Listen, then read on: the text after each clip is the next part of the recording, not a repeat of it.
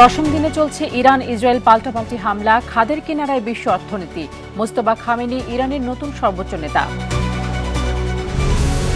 সৌদিতে ক্ষেপণাস্ত্র হামলায় বাংলাদেশি নিহত, ইরানকে সর্বোচ্চ পরাজয়ের সতর্ক বার্তা। দূতাবাস কর্মীদের দেশে ফেরার নির্দেশ যুক্তরাষ্ট্রের।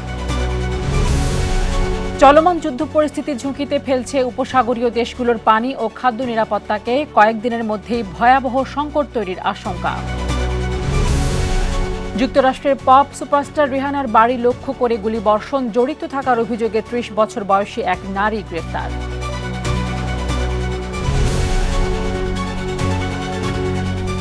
বিশ্বজুড়ে ঘটে যাওয়া দিনের গুরুত্বপূর্ণ ঘটনাবলী নিয়ে আরটিভির নিয়মিত আয়োজন সারাদিনের বিশ্বে। আপনাদের সঙ্গে আছি আমি ফারজানা তানি। দশম দিনে গড়িয়েছে ইরান ইসরায়েল যুদ্ধ। মধ্যপ্রাচ্যের বিভিন্ন স্থানে নতুন করে ড্রোন ও রকেট হামলার ঘটনা ঘটেছে। বাহরাইনের রাজধানীর কাছে ইরানের ড্রোন হামলায় অন্তত ৩২ জন আহত হয়েছেন। আহতদের মধ্যে শিশু ও কিশোরী রয়েছে। একই সময়ে ইরাকেও মার্কিন স্থাপনাকে লক্ষ্য করে হামলার ঘটনা ঘটেছে। যুদ্ধ পরিস্থিতি নিয়ে যুক্তরাষ্ট্র ও ইসরায়েলের মধ্যে চলছে ঘনিষ্ঠ আলোচনা। বিশ্লেষকদের মতে মধ্যপ্রাচ্য জুড়ে যুদ্ধের এই পরিস্থিতি বৈশ্বিক অর্থনীতিতে ব্যাপক প্রভাব ফেলছে। বিস্তারিত জানাচ্ছেন আরাফাত ইয়াসির।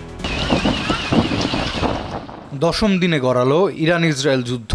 মধ্যপ্রাচ্য জুড়ে বাড়ছে ব্যাপক উত্তেজনা। এর মধ্যে বাহরাইনের রাজধানীর কাছে একটি আবাসিক এলাকায় ইরানের ড্রোন হামলায় অন্তত ৩২ জন আহত হয়েছেন। দেশটির স্বাস্থ্য মন্ত্রণালয় জানিয়েছে আহতদের সবাই বাহরাইনের নাগরিক। আহতদের মধ্যে ১৭ বছর বয়সী এক কিশোরী রয়েছে, যার মাথা ও চোখে গুরুতর আঘাত লেগেছে। আহতদের মধ্যে সবচেয়ে কম বয়সী একজনের বয়স মাত্র ২ মাস।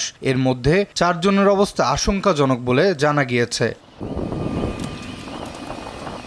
এদিকে ইরাকের কুর্দিস্তান অঞ্চলের এরবিল বিমানবন্দরের কাছে অবস্থিত একটি মার্কিন সামরিক ঘাঁটি লক্ষ্য করে ড্রোন হামলা চালানো হয়েছে। এর আগে বাগদাদের আন্তর্জাতিক বিমানবন্দরের কাছের একটি মার্কিন কূটনৈতিক স্থাপনাকে লক্ষ্য করে ড্রোন ও রকেট হামলা হয়েছে। তবে ইরাকি আকাশ প্রতিরক্ষা ব্যবস্থা হামলাগুলো প্রতিহত করার দাবি করেছে।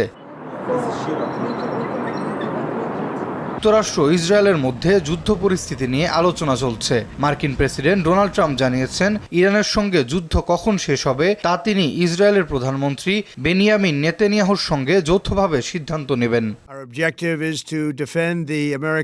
ইসরায়েলি প্রতিরক্ষা বাহিনী জানিয়েছে তারা ইরানের কেন্দ্রস্থলে অবস্থিত বিভিন্ন সামরিক ও প্রশাসনিক অবকাঠামোতে নতুন করে বিমান হামলা চালাচ্ছে। উচ্চপদস্থ ইরানি কর্মকর্তাদের লক্ষ্য করেও হামলা অব্যাহত রয়েছে। ইসরায়েলের দাবি, সাম্প্রতিক এক হামলায় ইরানের সর্বোচ্চ নেতার সামরিক কার্যালয়ের প্রধান আবুল কাশেম বাবাইন নিহত হয়েছেন। তিনি সম্প্রতি এই পদে দায়িত্ব নিয়েছিলেন। ইরানের সর্বোচ্চ নেতা হিসেবে আয়াতুল্লাহ আলী খামেনির উত্তরসূরি হিসেবে মোস্তফা খামেনিকে ঘোষণা করা হয়েছে। দেশটির প্রভাবশালী ধর্মীয় পরিষদ তাকে রোববার নির্বাচিত করেছে। মোস্তফার নিয়োগকে স্বাগত জানিয়েছেন ইরানের প্রেসিডেন্ট মাসুদ পেজেশকিয়ান। তার নেতৃত্বে ইরান মর্যাদা ও শক্তির নতুন যুগে প্রবেশ করবে বলেও মন্তব্য করেছেন তিনি। তবে মার্কিন প্রেসিডেন্ট ডোনাল্ড ট্রাম্প ক্ষুব্ধ প্রতিক্রিয়া জানিয়েছেন। তিনি সতর্ক করেছেন ওয়াশিংটনের অনুমোদন ছাড়া ইরানের নতুন সর্বোচ্চ নেতা দীর্ঘদিন ক্ষমতায় টিকে থাকতে পারবেন না। এদিকে মধ্যপ্রাচ্যের যুদ্ধের প্রভাব বৈশ্বিক অর্থনীতিতেও পড়তে শুরু করেছে। আন্তর্জাতিক তেলের দাম ব্যারেল প্রতি $100 ছাড়িয়েছে। ফলে এশিয়ার শেয়ার বাজারেও বড় ধরনের পতন দেখা দিয়েছে। আরাফাত ইয়াসার, আরটিভি। মধ্যপ্রাচ্যের রণক্ষেত্র যেন এক উত্তপ্ত কড়াই, যার আঁচ লেগেছে বিশ্বজুড়ে সাধারণ মানুষের পকেটে। ইসরায়েল যুক্তরাষ্ট্র ও ইরান সংঘাতের এক সপ্তাহ যেতে না যেতেই খাদের কিনারায় চলে গেছে বিশ্ব অর্থনীতি। বন্ধ হয়ে গেছে হরমুজ প্রণালী, তেলের দাম আকাশচুম্বী। আর এই সংকটের মাঝে তাসের টেক্কা হয়ে আবির্ভূত হয়েছে রাশিয়া। আরও জানাচ্ছেন ইমতিয়াজ আহমেদ। মধ্যপ্রাচ্যের চলমান সংঘাত এখন বিশ্ব অর্থনীতির জন্য বড় উদ্বেগ হয়ে দাঁড়িয়েছে। বিশেষ করে জ্বালানি তেলের বাজারে তৈরি হয়েছে তীব্র চাপ। বার্তা সংস্থা রয়টার্স বলছে, যুদ্ধ শুরুর পর থেকে বিশ্ববাজারে তেলের দাম ইতোমধ্যে 25%-রও বেশি বৃদ্ধি পেয়েছে। বিশেষজ্ঞরা বলছেন চলমান এই সংঘাত যদিও দ্রুত শেষ হয়, ক্ষতিগ্রস্ত অবকাঠামো, সরবরাহ ব্যবস্থার বিঘ্ন এবং সমুদ্রপথে শিপিং ঝুঁকির কারণে আগামী কয়েক মাস জ্বালানির দাম বৃদ্ধি পাবে। এর বড় কারণ পারস্য উপসাগরের গুরুত্বপূর্ণ জ্বালানি রুট হরমুজ প্রণালীতে অনিশ্চয়তা, যে পথে পরিবাহিত হয় বিশ্বের প্রায় 1/5 অপরিশোধিত তেল ও প্রাকৃতিক গ্যাস।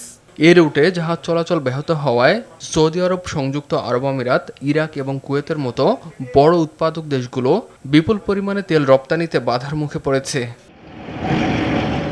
সংশ্লিষ্টরা বলছেন, চলমান সংঘাতে কাতারের গ্যাস রপ্তানি অবকাঠামো এবং বিশ্বের অন্যতম বড় তেল পরিশোধনাগার সৌদি আরামকোর রাস তানুরা রিফাইনারি ক্ষতিগ্রস্ত হয়েছে। ফলে বিশ্বের শীর্ষ এলএনজি রপ্তানিকারক দেশ কাতার ইতোমধ্যে তাদের গ্যাস সরবরাহে বাধ্যতামূলক স্থগিতাদেশ ঘোষণা করেছে।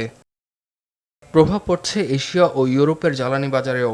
এশিয়ার দেশগুলো তাদের প্রায় 60% অপরিশোধিত তেল মধ্যপ্রাচ্য থেকে আমদানি করে। ইতোমধ্যে ভারত ও থাইল্যান্ড জ্বালানি রপ্তানি স্থগিত করেছে। অন্যদিকে ইউক্রেন যুদ্ধের পর রাশিয়ার গ্যাসের বিকল্প হিসেবে এলএনজির উপর নির্ভরশীল হয়ে পড়া ইউরোপও নতুন করে জ্বালানি নিরাপত্তা সংকটে পড়েছে। এদিকে যুক্তরাষ্ট্রেও বেড়েছে জ্বালানির দাম। ট্রাম্প প্রশাসনের জন্য যা বড় এক রাজনৈতিক চ্যালেঞ্জ, কারণ এক সপ্তাহেই প্রতি গ্যালন গ্যাসোলিনের দাম 34 সেন্ট বেড়ে দাঁড়িয়েছে $3.32। এমন পরিস্থিতিতে সবচেয়ে বড় সুযোগ পাচ্ছে রাশিয়া। মধ্যপ্রাচ্যের সরবরাহ সংকটের কারণে অনেক দেশ এখন ঝুঁকছে রুশ তেলের দিকে। আগে আন্তর্জাতিক বাজার দরের তুলনায় বড় ছাড়ে বিক্রি হওয়া রুশ তেল এখন উল্টো বেশি দামে বিক্রি হচ্ছে। বিশেষ করে ভারতের কাছে রাশিয়ার তেল এখন আন্তর্জাতিক মানদণ্ড ব্রেন্টের তুলনায় প্রতি ব্যারেলে $4 থেকে $5 বেশি দামে বিক্রি হচ্ছে। রাশিয়ার উপপ্রধানমন্ত্রী আলেকজান্ডার জানান, এশীয় বাজারে চাহিদা বাড়লে রাশিয়া আরও বেশি তেল সরবরাহ করতে প্রস্তুত থাকবে। বিশ্লেষকরা বলছেন, মধ্যপ্রাচ্যের এই সংঘাত দ্রুত শেষ না হলে শুধু জ্বালানি বাজারই নয়, পুরো বৈশ্বিক অর্থনীতি পড়তে পারে দীর্ঘমেয়াদী অস্থিরতার মুখে। ইমতিয়াজ আহমেদ, RTV। ইরানের সর্বোচ্চ নেতা হিসেবে আয়াতুল্লাহ আলী খামেনির উত্তরসূরি ঘোষণা করেছে ইরান। বেশ কয়েকদিন ধরে আলোচনা চললেও রোববার আনুষ্ঠানিকভাবে খামেনি পুত্র মুজতবা খামেনির ওপর দেশের সুপ্রিম লিডার হিসেবে দায়িত্বভার তুলে দেওয়া হয়। যদিও ইরানের সর্বোচ্চ নেতার নির্বাচনের সিদ্ধান্তে নাখোশ হয়েছে মার্কিন প্রেসিডেন্ট ডোনাল্ড ট্রাম্প। আরও জানাচ্ছেন ইমতিয়াজ আহমেদ। বিসমিল্লাহির রহমানির রহিম। ইরানের সর্বোচ্চ নেতা হিসেবে দায়িত্ব নিতে যাচ্ছেন মোজতবা খামেনি। রোববার দেশটির প্রভাবশালী ধর্মীয় পরিষদ অ্যাসেম্বলি অব এক্সপার্ট তাকে এই পদে নির্বাচিত করে। মোজতবার নিয়োগকে স্বাগত জানিয়েছেন ইরানের প্রেসিডেন্ট মাসুদ পেজেশকিয়ান। মোজতবার খামেনির নেতৃত্বে দেশ মর্যাদা ও শক্তির নতুন যুগে প্রবেশ করবে বলেও মন্তব্য করেন ইরানের প্রেসিডেন্ট। তবে সর্বোচ্চ নেতা হিসেবে মোজতবা খামেনিকে নির্বাচিত করায় ক্ষুব্ধ প্রতিক্রিয়া দিয়েছেন মার্কিন প্রেসিডেন্ট ডোনাল্ড ট্রাম্প। ওয়াশিংটনের অনুমোদন ছাড়া ইরানের নতুন সর্বোচ্চ নেতা দীর্ঘদিন ক্ষমতায় টিকে থাকতে পারবে না বলেও হুঁশিয়ারি দেন ট্রাম্প। এরই মধ্যে ইরানের বিভিন্ন স্থানে যুক্তরাষ্ট্র ও ইসরায়েলের হামলা অব্যাহত রয়েছে। রাজধানী তেহরান ও ধর্মীয় নগরী কোমে বিস্ফোরণের খবর পাওয়া গেছে। তেল স্থাপনায় হামলার পর তেহরানের আকাশে ছড়িয়ে পড়েছে বিষাক্ত ধোঁয়া। ইরানের পাল্টা হামলায় উপসাগরীয় অঞ্চলে নিহত হয়েছে আরও এক মার্কিন সেনা। এদিকে ইসরায়েলের হামলায় লেবাননের দক্ষিণাঞ্চলে ব্যাপক ক্ষয়ক্ষতির খবর পাওয়া গেছে। লেবানন সরকার জানায়, সংঘাতের কারণে বাস্তুচ্যুত হয়েছেন দেশটির 5 লাখেরও বেশি মানুষ। অন্যদিকে সৌদি আরবের আল খার্জ অঞ্চলে একটি আবাসিক এলাকায় ইরানের প্রজেক্টাইল হামলায় নিহত হয়েছে অন্তত 2 জন। একই সময়ে ইরাকের এরবিলেও বিস্ফোরণের শব্দ শোনা গেছে। চলমান এই সংঘাতের কারণে জরুরি বৈঠক করেছে আরব লীগ, যেখানে যুক্তরাষ্ট্র ও ইসরায়েলের হামলার পর ইরানের পাল্টা হামলার নিন্দা জানায় কাতার। তবে যুদ্ধবিরতির দাবি তুলে সব পক্ষকে সংযত থাকার আহ্বান জানিয়েছে ওমান। এদিকে মধ্যপ্রাচ্যের চলমান যুদ্ধের প্রভাব পড়তে শুরু করেছে বৈশ্বিক অর্থনীতিতে। চলমান যুদ্ধের প্রভাবে আন্তর্জাতিক তেলের বাজারে ব্যারেল প্রতি দাম $100 ছাড়িয়েছে। ফলে এশিয়ার শেয়ার বাজারে বড় ধরনের পতন দেখা গেছে। ইমতিয়াজ আহমেদ, RTV। সৌদি আরবের একটি আবাসিক ভবনে ভয়াবহ ক্ষেপণাস্ত্র হামলার ঘটনায় এক বাংলাদেশি সহ নিহত হয়েছে অন্তত 2 জন, আহত হয়েছেন আরও 12 জন। সৌদি আরবের সিভিল ডিফেন্স এজেন্সির বরাতে আল জাজিরা জানিয়েছে, নিহত অপর ব্যক্তি ভারতীয় নাগরিক। তবে এই বিষয়ে এখনও বিস্তারিত কিছু জানা যায়নি। এর আগে সৌদি আরবের আল খার্জ সহ বিভিন্ন স্থানের রাডার ব্যবস্থা নিশানা করে হামলা চালানোর বিষয় জানায় ইরানের ইসলামী বিপ্লবী গার্ড কোর IRGC। এদিকে সৌদি আরবে নিজ দূতাবাসের নন ইমার্জেন্সি কর্মকর্তা কর্মচারী এবং তাদের পরিবারের সদস্যদের দেশে ফিরে আসার নির্দেশ দিয়েছে যুক্তরাষ্ট্র। রোববার এ সংক্রান্ত নোটিশ জারি করেছে দেশটির পররাষ্ট্র মন্ত্রণালয়। তথ্যটি নিশ্চিত করেছে স্থানীয় সংবাদ মাধ্যম দ্য নিউ ইয়র্ক টাইমস। গত এক সপ্তাহের বেশি সময় ধরে সৌদিতে ইরানের একের পর এক ক্ষেপণাস্ত্র ও ড্রোন হামলার জেরে এই সিদ্ধান্ত নেওয়া হয়েছে বলে জানিয়েছে দেশটি। এদিকে সাধারণ মার্কিন নাগরিকদের মধ্যে যারা সৌদি ভ্রমণে যেতে ইচ্ছুক তাদেরও সিদ্ধান্ত পুনর্বিবেচনার আহ্বান জানানো হয়েছে। ইরানকে ঘিরে চলমান যুদ্ধ পরিস্থিতি শুধু জ্বালানি খাতেই নয়, উপসাগরীয় দেশগুলোর পানি ও খাদ্য নিরাপত্তাকেও বড় ঝুঁকিতে ফেলেছে। বিশেষজ্ঞরা বলছেন, পারস্য উপসাগর উপকূল জুড়ে থাকা শত শত পানি লবণমুক্তকরণ প্ল্যান্ট হামলার শিকার হলে কয়েকদিনের মধ্যেই ভয়াবহ সংকট তৈরি হতে পারে। বিস্তারিত জানাচ্ছেন আব্দুল মালেক। ইরানের সাথে চলমান যুদ্ধে সম্প্রতি দক্ষিণ উপকূলীয় পারস্য উপসাগরে অবস্থিত কাশেম দ্বীপের একটি পানি শোধনাগারে হামলা চালিয়েছে ইসরায়েল যুক্তরাষ্ট্র। হামলার ফলে অঞ্চলের পানি সরবরাহ ব্যবস্থা ব্যাপকভাবে ক্ষতিগ্রস্ত হয়েছে। সরাসরি ক্ষতির মুখে পড়েছে অঞ্চলের ৩০টির বেশি গ্রামের বাসিন্দারা। ফলে ইরানকে কেন্দ্র করে বাড়তে থাকা উত্তেজনায় নতুন করে উদ্বেগ তৈরি হয়েছে উপসাগরীয় অঞ্চলে। তেল ও গ্যাস স্থাপনার পাশাপাশি এখন ঝুঁকিতে পড়েছে সুপেয় পানির গুরুত্বপূর্ণ অবকাঠামো, কেননা এই অঞ্চলের বেশিরভাগ দেশেরই ভূগর্ভস্থ পানির অপর্যাপ্ততা রয়েছে। পারস্য উপসাগরের উপকূল জুড়ে রয়েছে 400-র বেশি পানি লবণমুক্তকরণ বা ডিস্যালিনেশন প্ল্যান্ট। এসব স্থাপনায় উৎপাদিত মিঠা পানি শিল্প কারখানা, পর্যটন খাত, উদ্যান এবং স্থানীয় মানুষের দৈনন্দিন চাহিদা মেটাতে ব্যবহৃত হয়। বিশ্বব্যাপী পানি লবণমুক্তকরণ সক্ষমতার প্রায় 60% রয়েছে উপসাগরীয় অঞ্চলে। দেশভেদে এই নির্ভরতা আরও বেশি। সংযুক্ত আরব আমিরাতে সুপেয় পানির 42%, ওমানে 86%, কুয়েতে প্রায় 90% এবং সৌদি আরবে 70% আসে ডিস্যালিনেশন প্ল্যান্ট থেকে। বিশেষজ্ঞরা বলছেন, অতীতে সৌদি আরবের মতো দেশগুলো ভূগর্ভস্থ পানির উপর নির্ভর করলেও সময়ের সঙ্গে সঙ্গে সেই ভান্ডার দ্রুতই শেষ হয়ে যায়। ফলে 1960 ও 70 দশক থেকে ব্যাপক হারে ডিস্যালিনেশন প্ল্যান্ট নির্মাণ শুরু হয়। বর্তমানে এসব স্থাপনা উপসাগরীয় অর্থনীতির অপরিহার্য অংশে পরিণত হয়েছে। শুধু মানুষের পানির চাহিদাই নয়, শিল্প খাতেও বিপুল পরিমাণ মিঠা পানির প্রয়োজন পড়ে। বিশেষ করে পেট্রোকেমিক্যাল, রিফাইনারি ও উৎপাদন শিল্পগুলো অত্যন্ত পানি নির্ভর। ফলে এসব স্থাপনা ক্ষতিগ্রস্ত হলে পুরো অর্থনীতির কাঠামোর উপর চাপ পড়তে পারে। বিশ্লেষকদের মতে, উপসাগরীয় কয়েকটি দেশ কিছু কৌশলগত খাদ্য মজুদ গড়ে তুলেছে। তবে ছোট দেশগুলোর ক্ষেত্রে ডিস্যালিনেশন প্ল্যান্ট বা সরবরাহ ব্যবস্থায় বড় ধরনের বিঘ্ন ঘটলে কয়েকদিনের মধ্যেই সংকট দেখা দিতে পারে। যদিও এখন পর্যন্ত ইরান সরাসরি অন্য দেশের পানি ব্যবস্থাপনাকে লক্ষ্য বানায়নি, তবে যুদ্ধের পরিস্থিতি আরও তীব্র হলে উপসাগরীয় অঞ্চলের পানি, খাদ্য ও অর্থনৈতিক নিরাপত্তা বড় ধরনের ঝুঁকির মুখে পড়তে পারে বলে মনে করছেন বিশ্লেষকরা। আব্দুল মালেক, RTV। নির্বাচনী প্রচারণায় নিজেকে শান্তির প্রেসিডেন্ট হিসেবে তুলে ধরেছিলেন ডোনাল্ড ট্রাম্প। প্রতিশ্রুতি দিয়েছিলেন বিদেশের দীর্ঘদিনের যুদ্ধ বন্ধ করার। তবে দ্বিতীয় মেয়াদে ক্ষমতায় এসে সেই ট্রাম্পই ইরানের বিরুদ্ধে বড় সামরিক অভিযান শুরু করেছেন। কেন বদলে গেল তার অবস্থান, সেই প্রশ্নই এখন ঘুরছে বিশ্ব রাজনীতিতে। এ নিয়ে রিপোর্ট করছেন আরাফাত ইয়াসার।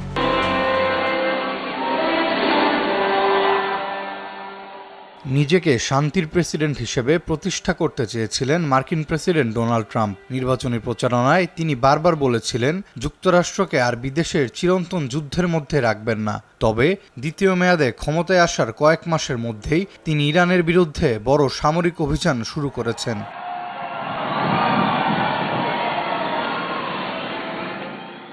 বিশ্লেষকদের মতে, ট্রাম্পের অবস্থান বদলে যাওয়ার পেছনে একাধিক কারণ কাজ করছে। এর মধ্যে রয়েছে বিদেশি মিত্রদের চাপ, মধ্যপ্রাচ্যের ভূ রাজনৈতিক পরিস্থিতি এবং নিজের রাজনৈতিক অবস্থান শক্ত করার চেষ্টা। বিশেষ করে ইসরায়েলের প্রধানমন্ত্রী বেনিয়ামিন নেতানিয়াহু ও সৌদি যুবরাজ মোহাম্মদ বিন সালমান ইরানের বিরুদ্ধে কঠোর পদক্ষেপ নেওয়ার জন্য ট্রাম্পকে বারবার উৎসাহ দিয়েছেন বলে বিভিন্ন প্রতিবেদনে উঠে এসেছে। একই সময়ে ইরানের ভেতরে অর্থনৈতিক সংকট ও বিক্ষোভ ওয়াশিংটনের কৌশলকে প্রভাবিত করে। দেশটির শাসন ব্যবস্থা দুর্বল হয়ে পড়া এবং চাপ বাড়ালে পরিবর্তনের সুযোগ তৈরি হতে পারে বলে মনে করতে শুরু করেছে মার্কিন গোয়েন্দা সংস্থাগুলো। এই পরিস্থিতি শেষ পর্যন্ত সামরিক পদক্ষেপ নেওয়ার সিদ্ধান্তকে সহজ করে দেয়। তবে ট্রাম্প পুরোপুরি স্থলযুদ্ধে জড়াতে আগ্রহী নন বলেও ধারণা করা হচ্ছে। বিপুল সংখ্যক সেনা পাঠিয়ে দীর্ঘমেয়াদী যুদ্ধের পরিবর্তে তিনি মূলত আকাশ হামলা ও প্রযুক্তি নির্ভর সামরিক শক্তি ব্যবহার করে প্রতিপক্ষকে দুর্বল করার কৌশল বেছে নিয়েছেন। এর আগেও প্রেসিডেন্ট হিসেবে নিজের প্রথম মেয়াদে ইরানের শীর্ষ সামরিক কর্মকর্তা কাশেম সোলাইমানিকে হত্যার নির্দেশ দিয়েছিলেন ট্রাম্প। সেই ঘটনার মধ্যে দিয়েই ইরানের সঙ্গে বড় সংঘাতের ঝুঁকি তৈরি হয়েছিল। বিশ্লেষকদের মতে যুদ্ধ শুরু করা অনেক সময় একক সিদ্ধান্তে সম্ভব হলেও যুদ্ধ কখন শেষ হবে তা নির্ধারণ করা কঠিন। আর তাই ইরানের বিরুদ্ধে নতুন এই সংঘাত ট্রাম্পের জন্য যেমন বড় রাজনৈতিক ঝুঁকি, তেমনি মধ্যপ্রাচ্যের স্থিতিশীলতার জন্য বড় প্রশ্ন হয়ে দাঁড়িয়েছে। আরাফাত ইয়াসার, RTV। যুক্তরাষ্ট্রের ক্যালিফোর্নিয়ায় পপ সুপারস্টার রিহানার বাসভবনে গুলি বর্ষণের ঘটনা ঘটেছে। এ সময় গায়িকা সশরীরে বাড়ির ভেতরেই অবস্থান করছিলেন। ঘটনায় জড়িত থাকার অভিযোগে ৩০ বছর বয়সী এক নারীকে গ্রেফতার করেছে পুলিশ। আরও জানাচ্ছেন মারজান ইভান। আমেরিকার পপ তারকা রিহানার বেভারলি হিলসের বাড়িতে গুলিবর্ষণের এক চাঞ্চল্যকর ঘটনা ঘটেছে। রবিবার দুপুরে এক নারী সন্দেহভাজন রিহানার বাড়ি লক্ষ্য করে বেশ কয়েক রাউন্ড গুলি ছোড়েন। পুলিশ জানায় রবিবার দুপুর 1:21 নাগাদ বাড়ির উল্টো দিকের রাস্তায় একটি গাড়ি থেকে প্রায় 10টি গুলি চালানো হয়। একটি গুলি বাড়ির দেয়াল ভেদ করে ভেতরে ঢুকে যায়। ঘটনার সময় রিহানা বাড়ির ভেতরেই অবস্থান করছিলেন, তবে সৌভাগ্যবশত তার কোনো ক্ষতি হয়নি। তিনি সম্পূর্ণ নিরাপদ আছেন। খবর পেয়ে পুলিশ দ্রুত ঘটনাস্থলে পৌঁছায় এবং 30 বছর বয়সী এক নারীকে আটক করে। বিষয়টি তদন্ত করছে লস অ্যাঞ্জেলস পুলিশ। তবে এই ঘটনা নিয়ে এখনও রিহানা বা তার টিমের পক্ষ থেকে আনুষ্ঠানিকভাবে কোনো মন্তব্য করা হয়নি। হামলার সময় রিহানা তার সঙ্গী এবং তাদের 3 সন্তানকে নিয়ে বাড়িতেই ছিলেন। এই হামলার নেপথ্যে কী উদ্দেশ্য, ওই তরুণীকে জিজ্ঞাসাবাদ করে জানার চেষ্টা করছে পুলিশ। আটক তরুণীর পরিচয়ও প্রকাশ্যে আনা হয়নি। মারজান ইভান, RTV। দীর্ঘদিন ঘরোয়া ক্রিকেটে রান করেও জাতীয় দলে ছিলেন উপেক্ষিত। এরপর কেবল অপেক্ষা, ধৈর্য আর বিশ্বাস নিয়ে পথ চলা সঞ্জু স্যামসনের। একই চিত্র ছিল সদ্য শেষ হওয়া টি-20 বিশ্বকাপেও। তবে ভাগ্যের ছোঁয়ায় সুযোগ মেলে তাতেই সব উপেক্ষার জবাব দিলেন, বনে গেলেন আসর সেরা ক্রিকেটার। রেকর্ড করে ভারতকে চ্যাম্পিয়ন করা নায়কের গল্প জানাচ্ছেন রাফি আমিন। ভারতের ক্রিকেট আকাশে নক্ষত্রের যেন শেষ নেই, যার মধ্যে কিছু নক্ষত্র জ্বলে উঠলেও বাকিগুলো থেকে যায় মেঘের আড়ালে। তাদের অপেক্ষা কেবল একটি সুযোগের, তারপরেই উজ্জ্বল হয় সঞ্জু স্যামসনের মতো নাম। কেরালার এই উইকেট রক্ষক ব্যাটার বছরের পর বছর ঘরোয়া ক্রিকেটে নিজের জাত চিনিয়েছেন। 2015 সালে টি-20 দিয়ে জাতীয় দলেও অভিষেক হয়, অথচ গত এক দশকে ম্যাচ পেয়েছেন কেবল 62টি। টি-20 বিশ্বকাপের শুরুতেও ভরসা অর্জন করতে পারেননি দলের, তাতে প্রথম 5 ম্যাচেও ছিলেন উপেক্ষিত।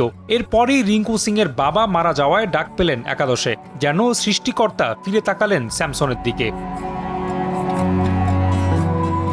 সুপার 8-এ বাঁচা মরার লড়াইয়ে ওয়েস্ট ইন্ডিজের বিপক্ষে খেললেন 97 রানের অপরাজিত ইনিংস। দলকে সেমিফাইনালে তুলে স্মরণ করলেন সৃষ্টিকর্তাকে।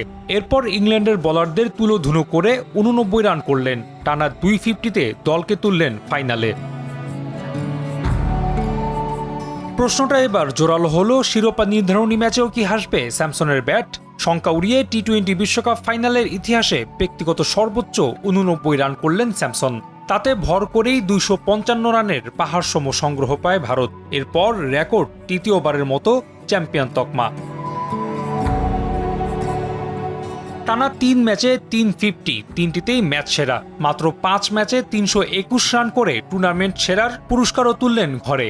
সঞ্জু দেখিয়ে গেলেন সৃষ্টিকর্তা মানুষের ধৈর্য পরীক্ষা করেন, তবে ঠিক সময়েই তাকে যথার্থ মর্যাদা ফিরিয়ে দেন।